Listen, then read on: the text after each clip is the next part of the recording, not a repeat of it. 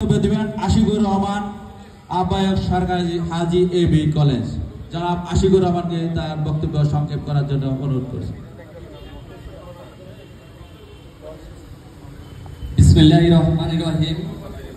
বাংলাদেশ জাতীয়তাবাদী কৃষক দল সন্দ্বীপ উপজেলার উদ্যোগে আজকের এই ঈদ পুণ্যমিলন ও আলোচনা সভায় উপস্থিত সবাইকে আসসালামু আলাইকুম।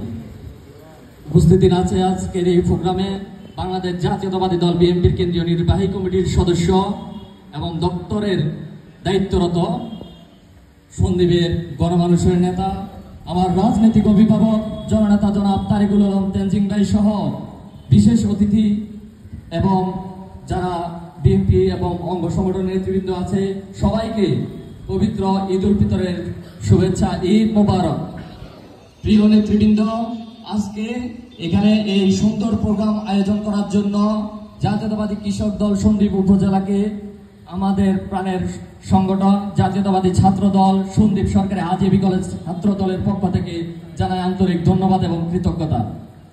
প্রিয় সহযোদ্ধাবৃন্দ, আমি বক্তব্য দীর্ঘায়িত করব না।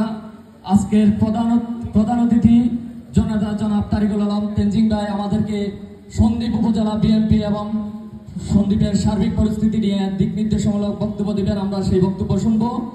সেই আশাবাদ ব্যক্ত করে আমি আমার বক্তব্য এখানে শেষ করছি। বাংলাদেশ জিন্দাবাদ, বাংলাদেশ জাতীয়তাবাদী ছাত্র দল জিন্দাবাদ, তারুণ্যের অঙ্গার জননেতা তারেক রহমান জিন্দাবাদ।